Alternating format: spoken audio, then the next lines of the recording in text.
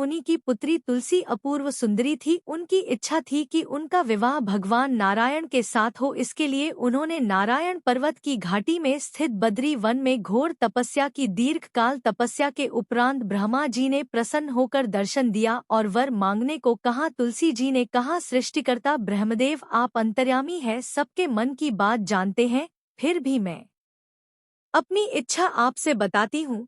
मैं चाहती हूँ कि भगवान श्री नारायण मुझे पति रूप में मिले। ब्रह्मा जी ने कहा, तुम्हारा अभीष्टा अपने पूर्व जन्म में किसी अप के कारण तुम्हें श्राप मिला है। इसी प्रकार भगवान श्री नारायण के एक पार्षद को भी दानव कुल में जन्म लेने का श्राप मिला है। दानव कुल में जन्म लेने के बाद भी उसमें नारायण का अंश विद्यमान रहेगा। इसलिए इस जन्म में पूर्व जन्म के पाप के शमन के लिए संपूर्ण नारायण तो नहीं मिलेंगे, लेकिन नारायण के अंश से युक्त दानव कुल में जन्मे उस श्राप ग्रस्त पार्षद से तुम्हारा विवाह होगा। श्राप मुक्त होने पर भगवान श्री नारायण सदा सर्वदा के लिए तुम्हारे पति हो जाएंगे। तुलसी ने ब्रह्मा के इस वर को स्वीकार किया, क्योंकि मानव कुल में जन्म के कारण उस मायावी भोग को तो भोगना ही था। तुलसी बद्री वन में ही रहने लगी। नारायण का वह पार्षद दानव कुल में जलंधर के नाम से पैदा हुआ था। कुछ दिनों बाद वह भ्रमण करता हुआ बद्री वन में आया। यहाँ तुलसी को देखते ही वह उस पर मंत्र मुग्ध हो गया। तुलसी के सामने उसने अपने विवाह का प्रस्ताव रखा। इतने में ही वहाँ ब्रह्मा जी आ गए और तुलसी से कहा, तुलसी, जलंधर को देखो कैसा देवोप उसका स्वरूप है। दानव कुल में जन्म लेने के बाद भी लगता है जैसे इसके शरीर में नारायण का वास हो। तुम प्रस्ताव को सहर्ष स्वीकार कर लो। तुलसी को भी लगा कि उसकी तपस्या पूर्ण हुई, उसे इच्छित फल मिला है। जालंधर के साथ उसका गंधर्व विवाह हो गया और वह जालंधर के साथ उसके महल में पत्नी बनकर आ गई। जालंधर ने अपनी परम सुंदरी सती साध्वी पत्नी तुलसी के साथ बहुत दिनों तक राज्य किया। उसने अपने राज्य का इतना विस्तार किया कि देवलोक तक उसके अधिकार में आ गया। स्वर्ग का सुख भोगने वाले देवताओं की दशा भिखारियों जैसी हो गई। जलंधर किसी को कष्ट नहीं देता था, पर अधिकार और राज्य छिन जाने से सारे देवता मिलकर ब्रह्मा, विष्णु और शिव जी की सभा में गए तथा अपनी विपत्ति सुनाई। ब्रह्मा जी ने कहा, तुलसी परम साध्वी है, उसका विवाह जलंधर से मैंने ही कराया था। जलंधर को तब तक नहीं हराया या मारा जा सकता जब तक तुलसी को ना छला जाए। विष्णु जी ने कहा, जलंधर पूर्व जन्म में मेरा पार्षद था, श्राप के कारण उसे दैत्य कुल में जन्म लेना पड़ा। इस जन्म में भी मेरा अंश उसमें व्याप्त है, साथ ही तुलसी के पतिव्रत धर्म से वह अजय है। फिर देवताओं की सहमति से भगवान शिव ने जलंधर के पास संदेश भेजा कि या तो वह देवताओं को राज्य लौटा दे या फिर उनसे युद्ध करे।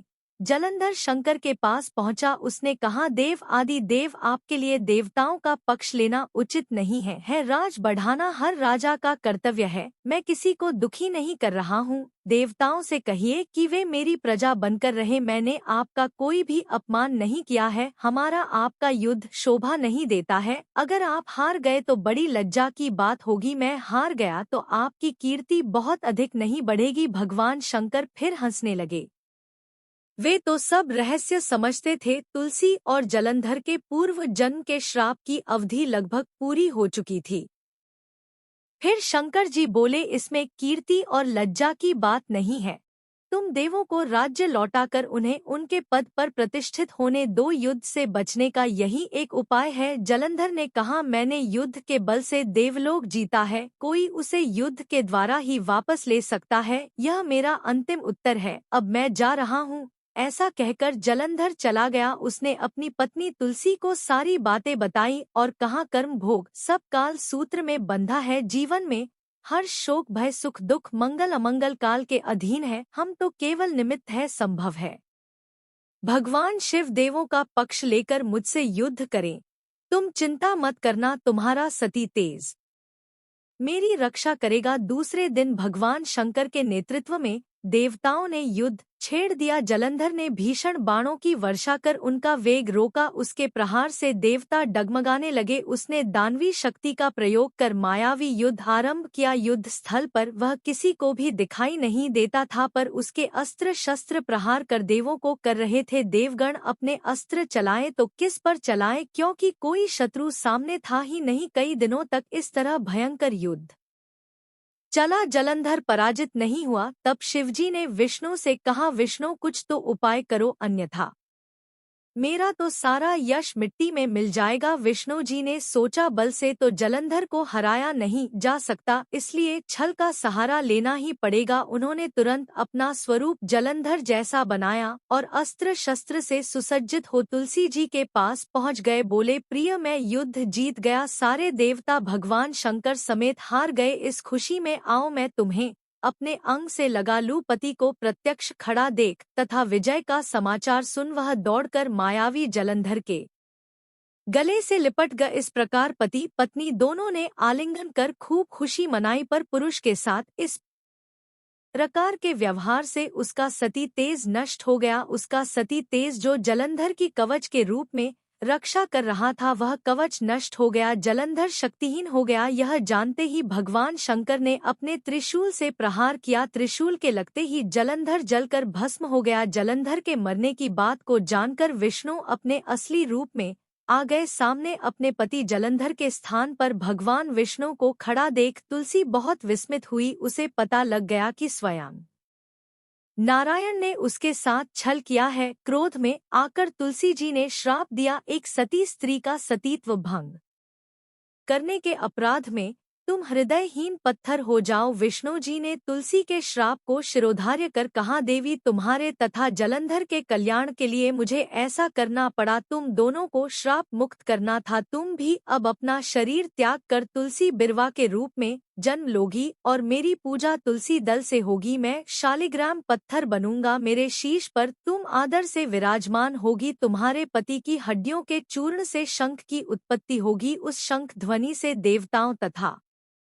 मेरी पूजा आराधना होगी। जहाँ शंख ध्वनि होगी वहाँ मंगल में मैं विराजमान रहूंगा। तुमने पूर्व जन्म में बद्री वन में मुझे पाने के लिए बड़ी तपस्या की थी। अब अगले जन्म में मैं नारायण प्रस्तर के रूप में बद्रीनाथ वन में स्थापित होऊंगा और मेरी पूजा अर्चना फलफूल से ना होकर तुम्हारी तुलसी दल से होगी। मेरे शीश पर विराजमान होकर तुम मुझसे भी ऊंचा पद प्राप्त करोगी। बोलिए श्री लक्ष्मी नारायण भगवान की जय। बोलिए श्री तुलसी जी शालिग्राम जी की जय। जय श्री राधे कृष्ण। अब आइए तुलसी विवाह की दूसरी कथा को सुनने हैं। एक समय की बात है, एक परिवार में ननद और भाभी साथ साथ रहा करती थी। ननद का विवाह अभी नहीं हुआ था। वह तुलसी जी के पौधे की बहुत सेवा करती थी। नियम से तुलसी को सींचती और दीपक जलाती थी, लेकिन उसकी भाभी को यह सारी बातें बिल्कुल भी पसंद नहीं थी। जब कभी उसकी भाभी को बहुत ज्यादा गुस्सा आता, तब वह अपनी ननद को ताना देते हुए कहती कि जब तुम्हारा विवाह होगा तो मैं इस तुलसी को ही बारातियों को खाने को दूंगी और तुम्हारे दहेज में भी तुलसी ही दूंगी। तुम जब देखो तुलसी की ही सेवा करती रहती हो। कुछ समय बीत जाने पर ननद का विवाह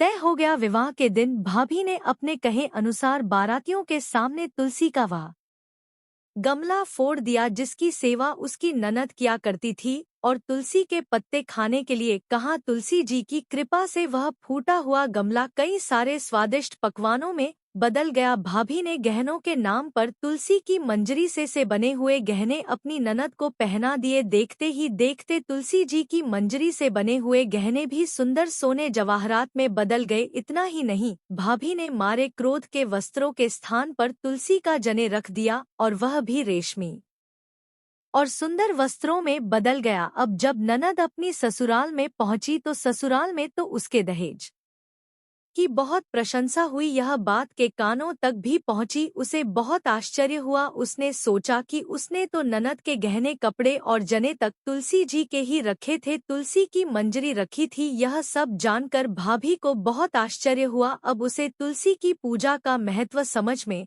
आ गया। उस भाभी की भी एक लड़की थी। वह तब अपनी बेटी से कहने लगी कि बेटी तुम भी तुलसी की सेवा किया करो, तुम्हें भी तुम्हारी बुआ की तरह फल मिलेगा। वह जबरदस्ती अपनी बेटी से तुलसी की सेवा करने को कहा करती, लेकिन लड़की का मन तो तुलसी की सेवा में लगता ही नहीं था। धीरे धीरे समय बीता, भाभी की लड़की बड़ी हो गई, अब उसके विवाह का समय आ गया। तब भाभी सोचने लगी कि जैसा व्यवहार मैंने अपनी ननद के साथ किया था वैसे ही अब मैं अपनी बेटी के साथ भी करूंगी, तो यह भी गहनों से लज जाएगी और बारातियों को भी खाने में तरह तरह के पकवान मिलेंगे और ससुराल में भी इसे बहुत मान सम्मान मिलेगा। यही सोचकर भाभी बारातियों के सामने तुलसी का गमला फोड़ देती है, लेकिन इस बार गमले की मिट्टी मिट्टी ही रहती है, मंजरी और पत्ते भी अपने ही रूप में रहते हैं।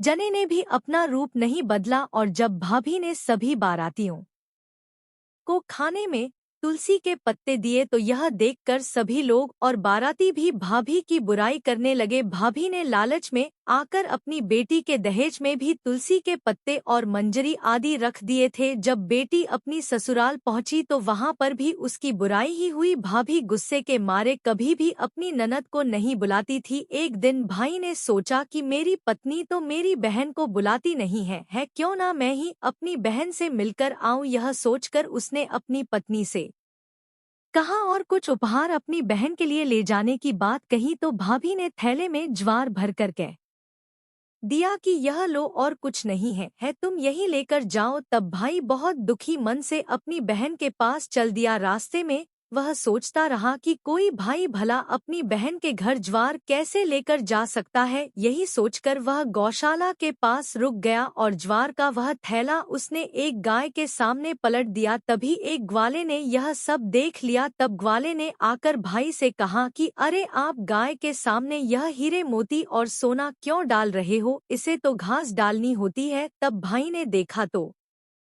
वह हैरान रह गया। फिर भाई ने ग्वाले को सारी बात बताई और धन लेकर खुशी खुशी अपनी बहन के घर चल दिया। दोनों भाई बहन एक दूसरे को देखकर बहुत प्रसन्न हो गए। तब बहन ने तुलसी माता से सच्चे मन से प्रार्थना की कि उसकी भाभी को सद्बुद्धि प्राप्त हो जाए और तुलसी माता की कृपा से उनके घर में सुख समृद्धि और धन के भंडार भर जाए। तब कुछ दिनों के बाद देखते ही देखते भाभी का मन बदल गया और वह अपनी ननद को बहुत मान सम्मान देने लगी और अब वह भी सच्चे मन से तुलसी जी की सेवा करने लगी। तुलसी माता की कृपा से उनके घर में सुख समृद्धि के भंडार भर गए। उनके घर में अब कला क्लेश नहीं होता था और सभी सुख से रहने लगे। प्रेम से बोलिए तुलसी माता की जय। अब आइए तुलसी माता और बुढ़िया माई की कहानी को सुनते हैं। बार एक गांव में एक बुजुर्ग महिला रहा करती थी। वह बहुत ही पूजा पाठ किया करती थी। वह रोज तुलसी माँ की पूजा करती थी और वह बुजुर्ग महिला रोज तुलसी माता से कहती है, तुलसी माँ तू मुझे बहू दे, पीताम्बर की धोती दे, मीठा मठा गास दे, बैकुंठ में वास दे, चटक की चाल दे, पटक की मौत दे, चंदन का काठ दे, रानी सा काज दे, दाल भात का भोजन दे, ग्यारस की मौत दे और कृष्ण जी का कंधा दे। वह बुजुर्ग महिला हर महीने में तुलसी माता की रोज पूजा करती और उनके गमले को रोज सींचती। तुलसी माता बुजुर्ग महिला की बात सुनकर धीरे धीरे सूखने लगी। तभी भगवान श्री कृष्ण जी ने देखा कि तुलसी माता सूख रही है और तभी एक दिन भगवान श्री कृष्ण तुलसी माता जी के पास प्रकट हुए और भगवान श्री कृष्ण जी ने तुलसी माता से पूछा, तुम क्यों सूख रही हो? सभी महिलाएं तुम्हारी पूजा करती हैं और तुमको रोज सींचती हैं, लेकिन फिर भी तुम सूखती जा रही हो, इसका कारण क्या है? जिसके बाद तुलसी माता ने भगवान श्री कृष्ण जी से कहा कि हे प्रभु, एक बुजुर्ग महिला मेरे पास रोज आती है और रोज एक ही बात बोलती है, हे तुलसी माता सबकी दाता, मैं तेरा बिरवा सींचती हूँ, तुम मुझे भह दे, पीताम्बर की धोती दे, मीठा मठा गास दे, बैकुंठ में वास दे, चटक की चाल दे, पटक की मौत दे, चंदन का काट दे, रानी सा राज दे, दाल भात का भोजन दे, ग्यारस की मौत दे और कृष्ण जी का कंधा दे। मैं उस बुजुर्ग महिला की सारी मनोकामनाएं पूरी कर सकती हूँ, लेकिन उसकी एक मनोकामना पूरी नहीं कर सकती। मैं उस बुढ़िया को कृष्ण जी का कंधा कहाँ से दूंगी? भगवान श्री कृष्ण जी तुलसी माता की बात सुनकर जोर जोर से हंसने लगे और फिर भगवान श्री कृष्ण जी ने तुलसी माता जी से कहा कि तुम चिंता मत करो, जब उस बुजुर्ग महिला की मृत्यु होगी तब मौके पर मैं और आप ही कंधा देंगे। सुबह जब वह पूजा करने आए तब आप कह देना कि सब कुछ तुम्हें मिल जाएगा। कुछ दिनों बाद वह वृद्ध महिला ठोकर खाकर राह में गिरकर मर गई। पूरे गांव के सभी लोग आए क्योंकि उस महिला को सभी लोग धर्मात्मा मानते थे। उसको तुलसी जी की डोकरी कहते थे। उसके परिवार में कोई भी नहीं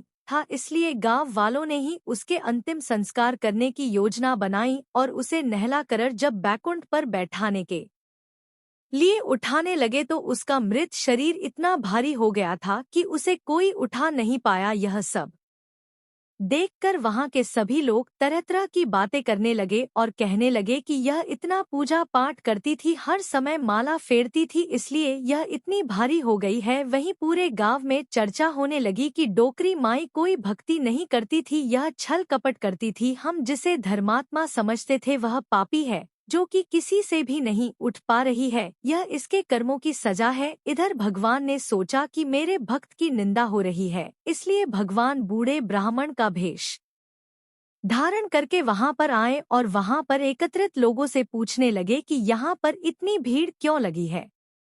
लोग ब्राह्मण बने श्री कृष्ण से कहने लगे कि यह डोकरी माई मर गई है और पाप इतना था कि जिससे यह उठ नहीं पा रही है। सब उठा कर थक गए। तब ब्राह्मण बने भगवान श्री कृष्ण ने कहा कि मुझे एक बार डोकरी के कानों में कुछ कहने दो, फिर वह देखो कैसे उठती है। तो सभी लोग कहने लगे कि आप भी प्रयास करके देख लीजिए। तब भगवान ने उस वृद्ध महिला के कानों में कहा कि हे माई देखो मैं आ गया, और जो डोकरी पूजा करते समय शब्द कहती थी वह शब्द उसके कानों में कहने लगे, तू बिरवा सीस तेरा मैं करूं निस्तार, मेरी डोकरी माई बहू ले, बेटी ले, पोता ले, लड्डू ले, पीताम्बर की धोती ले, गहना ले, घी का घड़ा ले, मीठा मठा खीर और पूड़ी ले, दाल भात का भोजन ले, धन दौलत ले, तुलसी का पत्ता ले, मुंह में गंगा जल ले, 11 का दिन ले, श्री कृष्ण जी का कंधा ले। इतना सुनते ही डोकरी हल्की हो गई। भगवान ने बोला आओ और उसको उठाओ। भगवान ने हाथ लगाया और डोकरी उठ गई। सबको बड़ा ही आश्चर्य हुआ। उसे खूब धूमधाम से ले जाया गया। भगवान उसे अपने कंधे पर ले गए। पूरे गांव में